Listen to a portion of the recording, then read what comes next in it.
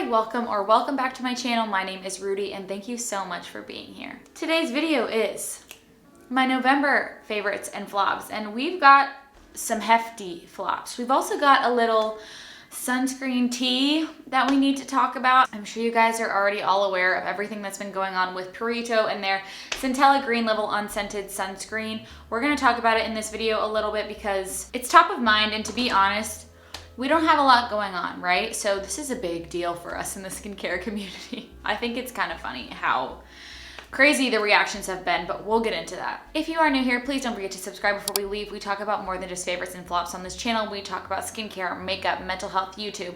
We talk about a lot, and I would love to have you join. Lord help us this month. So I want to talk about a product that, of course, TikTok made me buy. And no, I'm not talking about the sweater, although this is a TikTok sweater and TikTok did make me buy this sweater. If you like it, I will link it down below. But I am talking about an oldie but a freaking goodie that I cannot believe is coming back. And when I saw it, I literally was shook to my core. And that is the Burgundy L'Oreal Mascara. This is the L'Oreal Voluminous Original Mascara. And I don't know about you guys, but this is the mascara that I wore when I was like 12 to 15 years old in carbon black. But I used to buy the burgundy one because I was like, oh, I have green eyes, this will make my eyes pop. And it was funny and it was cute, and I was a teenager, and guess what? I was scrolling on the talk as I do, and like a full-grown teenager, like Gen Zer, was like, you guys have to try this if you have green eyes. My older sister put me on it, and I was like, your older sister is probably 27, a millennial. It went viral. Everyone started buying this mascara, and I was like, wow, what's old is always new again. And so I went out and picked one up, and I absolutely love it. I still love it. It's not as good as Lash Paradise, it's just not, but the color is so unique and so pretty. I actually filmed a TikTok of me wearing it, so I will put that in so you guys can see, because of course I'm not wearing it today because I'm an idiot. It's just a really nice like burgundy shade, and when you wear it, it actually doesn't look like a color at all. It looks more just like black, but when you get up close, you can really see that beautiful burgundy color. And if you have green eyes, you should definitely try this out if you're looking to try something new and you want your eyes to pop. It's just really fun, and it was nostalgic for me, and I'm glad that I picked it up again. Okay, this is a flop that I felt you guys might be interested in because I know that some of you have watched my previous vlogs where I did Trader Joe's hauls. Okay, so in one of those hauls, I got the Trader Joe's Vegan Ranch Dip, which I do not have because I threw it in the trash immediately after testing it. I'll put a picture up of it so you know what not to buy when you go to Trader Joe's. That stuff is disgusting. If you didn't know, I have a very sensitive stomach situation. I am gluten-free and dairy-free, not by choice. Don't come for me. But also, why do you care what other people put in their body? I never understood that. Anyways, my friend told me that she had a friend that liked this, and now I'm wondering if that friend is a psychopath, because this tastes like coconut and ranch dip mixed together, and it's truly foul. And if you like it, I'd love to know why, because it tasted horrible. And I'm not gonna harp on it much more, but I just want you to know that I purchased that entire bucket of ranch dip, tasted it, and immediately threw it in the garbage. If you like the taste of ranch and you think this is going to be a vegan version, you're mistaken. I'm sorry, it tastes like coconut splashy herbs. You don't want it. Just stay away, save your money, eat the ranch, get a stomachache. It's worth it. It's better than that.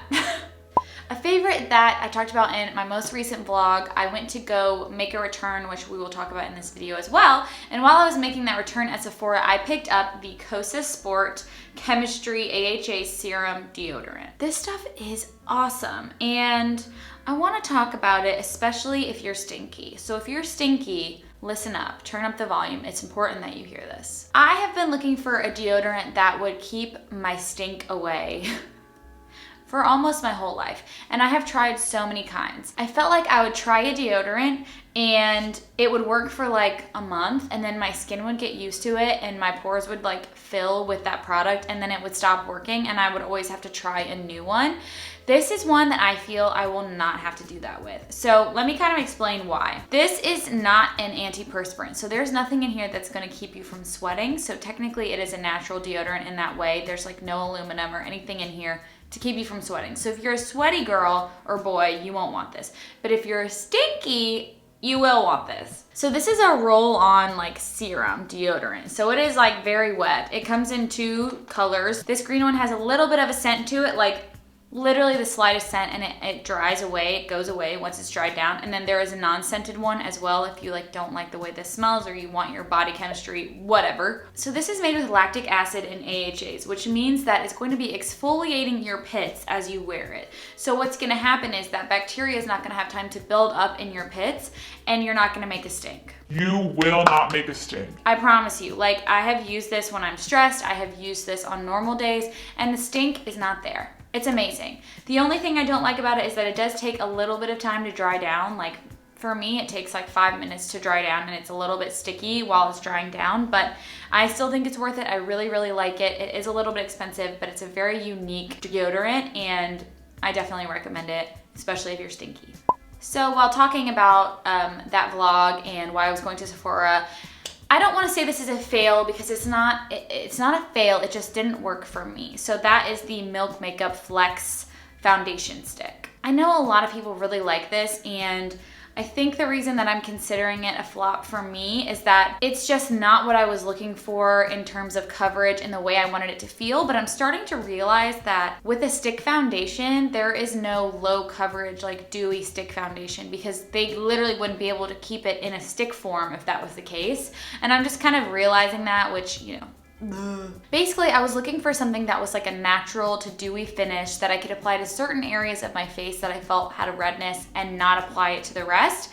And the color match was perfect. I do have like a video where I am putting it on that I can link up above if you're curious of how you want to see how it looks on me. I just felt like it was a little bit too full coverage for me, and the blendability just wasn't what I was looking for, and the finish wasn't what I was looking for. It was a nice foundation if I was wanting a foundation, but I think what I was looking for was more of like a skin tint. I am testing out the Huda Beauty foundation stick, which does have some room to play in terms of like level of coverage. So if you do want a review on that foundation stick, let me know down below. At this point, I could do like a battle of the foundation sticks.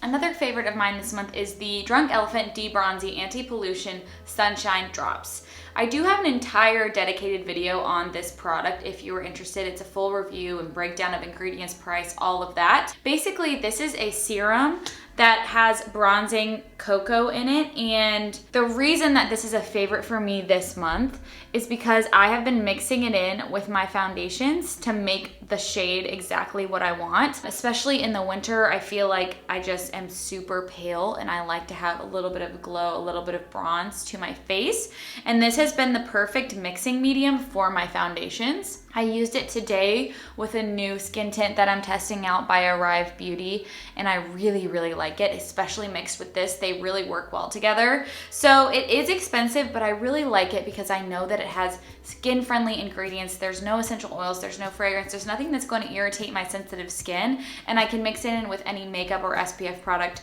to really give myself that summery glow even during the winter. All right, another flop is actually something that my husband brought up to me because we had an entire tube of it and we've used it one time and realized we were gonna throw it away, and I was like, that's a fail. This is the Sun Bum Mango SPF 30 Sunscreen Lip Balm. I don't know about you guys, but I have found it really hard to find a lip balm with SPF in it that doesn't suck. The only one that I really like is by Kula. I can leave a picture of it somewhere in here.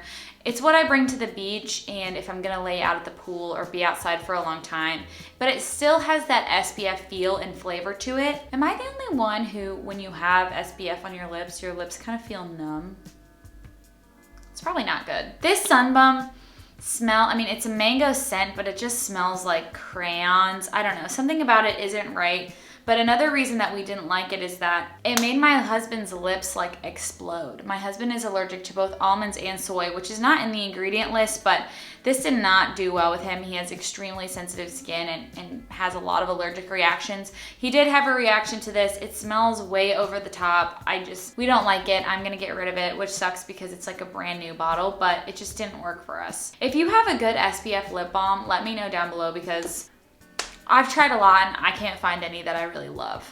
Okay, so two favorites that I wanted to talk about that are outside the realm of makeup and skincare and all of that, but I felt were really important to me this month and that I really loved. I have been trying to learn French with my husband, and we have been using the Duolingo app, and I freaking love it. If you're trying to pick up a hobby during quarantine, I know how hard it is, and I know that I've gone through the back and forth myself where I'm like, I'm home all day, why am I not able to like do the things I want to do? And I feel exhausted all the time. And it's because we're just mentally drained right now, like as a society. And it's hard to like try and force ourselves to do new things out of what we usually do. However, Reed has known French to an intermediate level since high school, and his whole family talks in French together, and it's really sweet, except for I don't know what's being said. And so I would like to go to France one day with him and with his family, and so we just started the Duolingo app, which is a free app that teaches you a language, and they have like 200 languages to choose from. It takes you through, and I'll put like a screenshot of this in so you guys can see,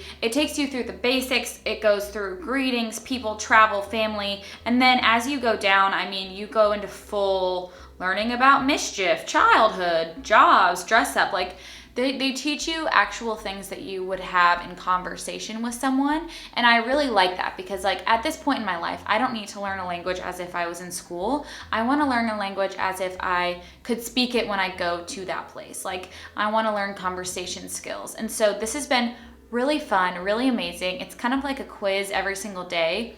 And if you just spend 5 to 10 minutes a day, I feel like you really do learn quite a bit in just a short amount of time. So if you are interested in learning a new language or you want to like kind of brush up on your skills that you had from high school or college, I really recommend the Duolingo app. It's completely free. They do have a premium version, but the free one is just as good in my opinion. I really love it, and it's helped me feel like I'm doing something during quarantine that's not just like sitting on my arse. Oh my gosh, I almost forgot the most important favorite of this entire freaking video. How could I forget? These are my Croc babies. Okay, let me just hear me out. I have not ever been someone who was into Crocs. Like, I feel like it's a very specific person who's into Crocs. But here's the thing. On the weekends, it's my job to take Penny out in the mornings, and Reed does it during the week. So on the weekends, when I wake up and I take Penny in the front yard, Penny is my dog, by the way, if you didn't gather that, I get my feet soaking wet in my really nice, very soft, fuzzy slippers. My slippers get ruined, my toes are wet, and I'm annoyed. And so I was thinking, like, what kind of shoes could I slip on during the day, go outside with her, like, get them dirty, and it wouldn't matter, like, when we're in the backyard playing fetch, whatever. And then it dawned on me. A Croc. I remember Smokey Glow talking about her Crocs and her 10 things that she couldn't live without video, and I was like, really, Crocs? And I'm starting to see that that is true. I freaking love my Crocs. And here's the other thing. I went full out with these clearly and got tie-dye Crocs because I was like, if I'm gonna get Crocs and I'm gonna go down the Croc route, I'm not gonna get like black Crocs. Like, no. If I'm wearing Crocs, you're gonna know. And honestly, they have brought me an insane amount of joy, and that should tell you how sad quarantine is. Also, the last favorite that I just thought of that I wanted to talk about because I want to know if you're watching it, because of course you're watching it. The Crown season 4. My husband and I started watching The Crown during quarantine, and so we've been able to watch all 4 seasons in the past few months, and it's just the best show ever. Like, it's in my top 5 to 10 shows that I've ever seen. If you don't know what The Crown is, it is a show about the monarchy and about Queen Elizabeth and the UK and the royal family. It's just so interesting. If you've ever had any interest in the royal family, I highly recommend you watch it. You probably already are. And of course, in season 4, they go over Princess Diana, which is, you know, she's sort of an American treasure if you ask me. I absolutely love her. I picked up a book that is written about her, and she's actually sort of intertwined with the book, has sent the author like some secret tapes about her life. I'm really excited to get into it. It's a really, really good show. If you haven't started it, this is me telling you, it's time. Watch The Crown. Okay, the time has come to discuss the Purito scandal.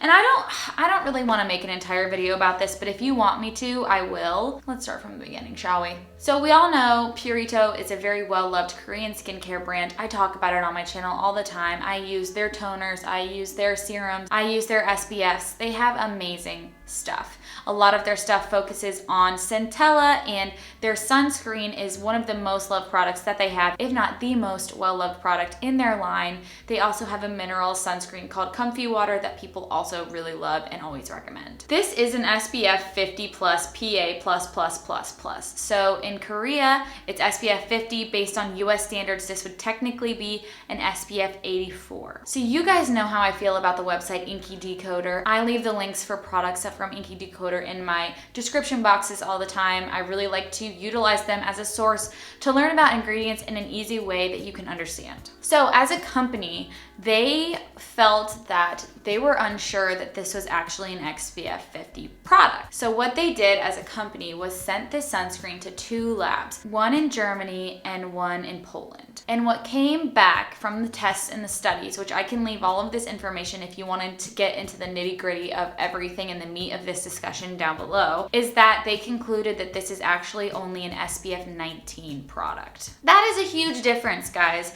SPF 50 and SPF 19 could not be more different. Obviously, everyone last night, this all happened yesterday, went absolutely crazy and everyone was throwing it out, everyone was getting mad. We were all waiting to hear what Purito had to say. Well, this morning they came back on their Instagram and basically said that this was approved by the Korean FDA, it's been approved by different market research companies, and their lab makes a lot of different sunscreens for products that they have always been approved by the FDA in Korea. They decided to take the sale of all 3 of their sunscreens offline and do a thorough investigation themselves into their sunscreens and see what comes of it. To be honest, even though this was a sticky situation, I was really surprised to see how down to earth and how non-defensive Purito was about this whole scenario. I'm really glad they took the sunscreens off sale, and I'm also glad that they are doing a thorough investigation themselves. I just think it's the right thing to do. What I don't think the right thing to do is to condemn an entire group, an entire country of skincare and the type of skincare and determine that it's bad just from this one product. I really don't like to see that. I am a big proponent of Korean skincare. They have amazing, innovative products, and this one slip up is not going to deter me from buying Korean skincare in the future, and I hope it doesn't with you as well. So I'm not saying that this is a flop because I really do like this product. It's unfortunate that it is only an SPF 19 from what we've seen so far. I will be using this though as a hand cream. So I wanted to kind of pass that along to you guys as an alternative. I know that I literally just recommended this and I've recommended it in the past. So if you do have this from my recommendation, just know 1, I had no idea that was happening behind the scenes. And 2, you can repurpose this as a hand cream because it is really nice. It feels like a lotion. And also having SPF on your hands is really important anyways. But I am sorry. I wish that this wasn't the case. And of course, I will keep you guys updated on this situation and how it unfolds in the future. We have some really fun videos coming up. We're gonna go over the best makeup and skincare of the entire year in my humble opinion. I'm so excited for that. And I will see you guys in the next video really soon.